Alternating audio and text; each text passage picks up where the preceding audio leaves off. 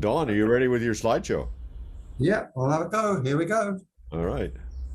There's the flowers that I make, and that's the finished object. And just to show you how I go about them, as you can see, it's a double flower with a outer and a inner. I start off with 4 pieces of wood, numbered 1, 2, 3, and 4. That's important for later on. As you can see, the grain is going the same way. And I glued them together by using newspaper. Hey. Hello. Using newspaper.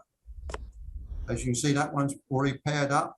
These 2 will be done, and then they will be glued as so.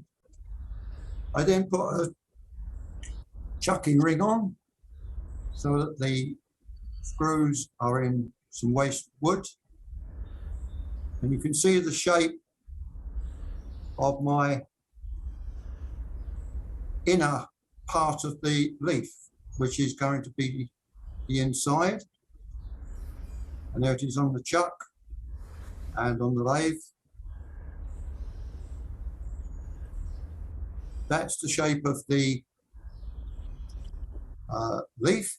And of course, that's the inside at the moment. I sand and polish it, and I give it a bit of yellow dye on the inside. I split it using an old carving knife, and once they're all split, I re-glue them by making certain that the numbers 1, 2, 3, and 4 go in the opposite corner. So 1 should appear here, 2 will appear here, and then 3 and 4 as you go around the circle, so that you put them back in the same way that you started your original piece. There's the piece all glued up, waiting to be turned. I'm now turning a spigot on the back by putting the flower that you saw against a drive center so that I can put a spigot on. And there we are reversed. I'm now going to shape the outside of the flower to that curve there. And there's the piece turned. Very clever. And then I reverse it to remove and make the back base of the flower. And there she is, sanded and just polished. I do exactly the same with the centerpiece. I've done the 4 pieces, I've glued them, I've shaped it to the inside. Now that's the inside of the flower again. A template so that I can follow nicely.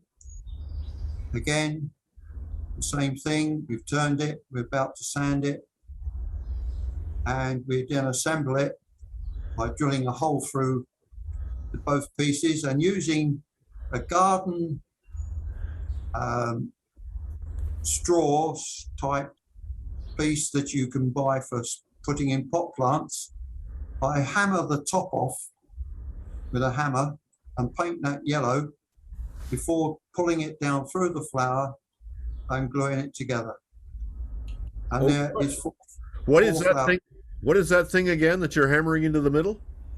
It's just one of these stems that you buy in garden centres that you put to hold pot plants, where you got the pot, you put it into the pot plant. It's like a cane, but it's I'm not quite certain what the timber is, but over here we buy them in packs of 20 and they're painted green. They're about 18 inches long, so that when you've got a pot plant that's tall, you've got a small stem that goes in the pot to hold the plant.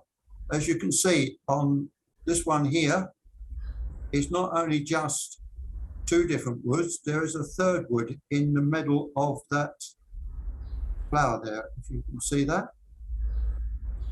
So that's all the 3 4 different types of flowers that I make, and that's my back garden with the roses in the background. That's very clever. And one last thing is another object I've done, which I can talk about later on, is, I don't know what napkins, you call them napkins in the States? Sure. Serviettes. Yeah, napkin tree. Takes 12 serviettes. Would you call that a napkin tree? There are napkin tree. Very nice project. Questions for Don? The serviettes go through these slots, and where they're folded into a triangle, the base of it sits inside this little cup, so they're held up, as you can see. On the table, you've got your dozen serviettes whenever you want them. Very clever. So Hey, Don, have you got a drawing of that with dimensions? I mean, I could probably figure it out by looking at it, but have you got a sketch or something on that? yeah, I'll sort it out, and I'll get it to John, and he can put it on the website.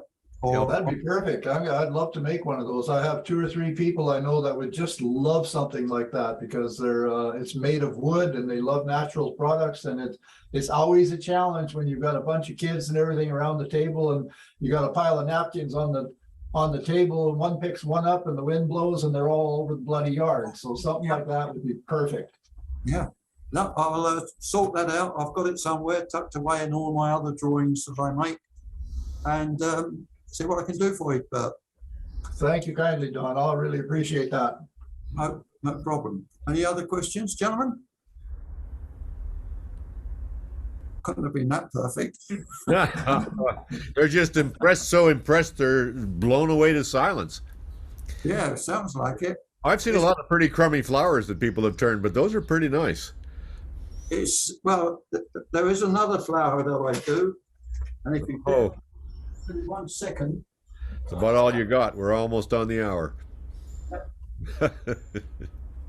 What a treat this fellow is. Now,